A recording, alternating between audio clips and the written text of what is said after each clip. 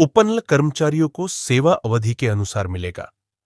पक्का होने का मौका। देहरादून से आई बड़ी खबर ने राज्य के हजारों उपनल कर्मचारियों के बीच नई उम्मीद जगा दी है। सरकार ने यह साफ कर दिया है कि उपनल के माध्यम से नियुक्त आउटसोर्स और संविदा पर लगे कर्मचारियों को अब उनकी सेवा अवधि के आधार पर पक्का होने का अवसर मिलेगा। लंबे समय से आंदोलनरत और अपनी स्थायी नौकरी की मांग कर रहे इन कर्मचारियों के लिए यह कदम राहत लेकर आया है। सरकार ने पहली बार यह स्पष्ट किया है कि सेवा अवधि और नियुक्ति का मानक ही नियमितीकरण का मुख्य आधार होगा। सूत्रों के अनुसार अधिकतम सेवा अवधि 20 वर्ष तय की गई है, यानी 20 साल या उससे अधिक समय तक सेवा दे चुके कर्मचारियों को सर्वोच्च प्राथमिकता दी जाएगी। इसके बाद सेवा अवधि के घटते क्रम में कर्मचारियों को अवसर मिलेगा। इस पूरी प्रक्रिया को व्यवस्थित करने के लिए कर्मचारियों की सेवा अवधि को 10 अलग-अलग श्रेणियों में विभाजित किया जा रहा है। प्रत्येक श्रेणी के आधार पर विभागवार आंकड़े जुटाए जा रहे हैं ताकि यह स्पष्ट हो सके कि किस विभाग में कितने कर्मचारी सबसे पहले नियमित होने के पात्र होंगे। नियमितीकरण की इस नीति को तैयार करने के लिए राज्य सरकार ने एक उच्च स्तरीय समिति का गठन किया है।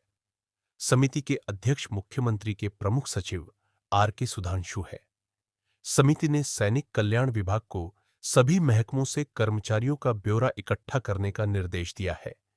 विभागों से कहा गया है कि वे 10 साल से लेकर 20 साल तक की सेवा अवधि वाले उपनल कर्मियों का वर्षवार विवरण उपलब्ध कराएं, ताकि यह पता लगाया जा सके कि सबसे अधिक समय तक सेवा देने वाले कर्मचारियों की संख्या कितनी है और वे किन पदों पर कार्यरत हैं। सिर्फ सेवा अवधि ही इस प्रक्रिया का हिस्सा नहीं होगी, बल्कि कर्मचारियों की नियुक्ति से जुड़े तथ्य भी इसमें अहम भूमिका निभाएंगे। विभागों से यह जानकारी भी मांगी गई है कि स्वीकृत रिक्त पदों के सापेक्ष वर्तमान में कितने उपनल कर्मचारी नियुक्त हैं। साथ ही यह भी पूछा गया है कि आउटसोर्स पदों के लिए तय संरचना में कितने उपनल कर्मी काम कर रहे हैं। इस तरह से यह पूरी तस्वीर सामने आ जाएगी कि विभागों में किस अनुपात में स्थायी पदों की कमी है और किस अनुपात में उपनल कर्मचारी उस कमी को पूरा कर रहे हैं। मुख्यमंत्री पुष्कर सिंह धामी ने पिछले दिनों ही उपनल कर्मचारियों की मांगों को स्वीकार करते हुए नियमितीकरण नीति बनाने की घोषणा की थी।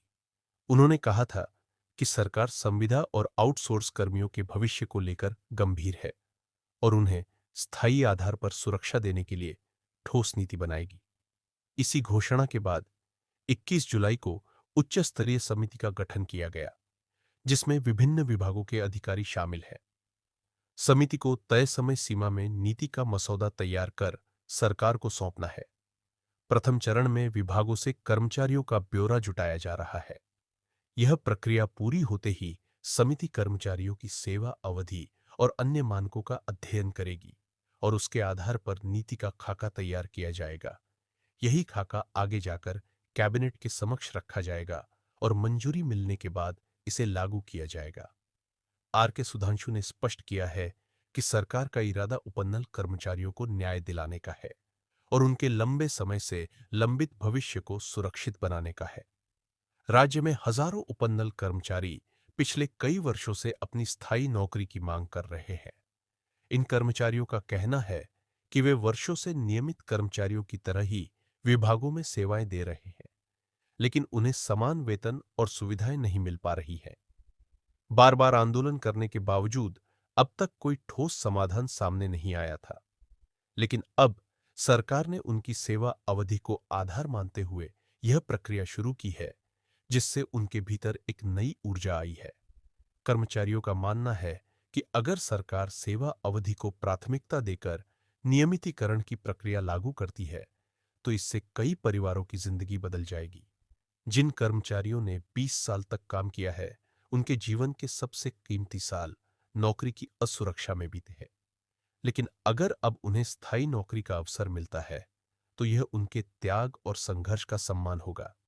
साथ ही इससे नई पीढ़ी को भी यह विश्वास मिलेगा कि मेहनत और धैर्य से भविष्य सुरक्षित किया जा सकता है। विभागीय सूत्र बताते हैं कि नियमितीकरण की इस नीति का लाभ सबसे पहले उन कर्मचारियों को मिलेगा जिन्होंने लंबे समय से लगातार सेवा दी है। इसके बाद धीरे धीरे अन्य श्रेणियों के कर्मचारियों को भी अवसर दिया जाएगा। यानी इस प्रक्रिया का लाभ चरणबद्ध तरीके से सभी उपनल कर्मियों तक पहुंचेगा। हालांकि इसमें समय जरूर लगेगा, क्योंकि विभागवार ब्यौरा जुटाने और उसे समिति द्वारा परखने की प्रक्रिया लंबी हो सकती है। लेकिन कर्मचारियों को उम्मीद है कि सरकार इस काम को प्राथमिकता के आधार पर करेगी। यह भी उल्लेखनीय है कि राज्य सरकार पहले ही स्पष्ट कर चुकी है कि नियमितीकरण सिर्फ उन्हीं पदों पर होगा जहां स्वीकृत पद खाली है और उन पर उपनल कर्मचारी काम कर रहे हैं। यानी यह प्रक्रिया किसी नए पद सृजन से जुड़ी नहीं होगी, बल्कि विभागों में पहले से मौजूद रिक्त पदों के आधार पर होगी।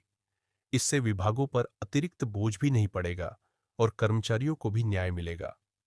इस पूरी प्रक्रिया ने उपनल कर्मचारियों में जोश भर दिया है। वे मानते हैं कि सरकार की इस पहल से उनकी बरसों पुरानी मांग अब पूरी होने की दिशा में बढ़ गई है। कर्मचारी संगठनों ने भी सरकार के इस कदम का स्वागत किया है।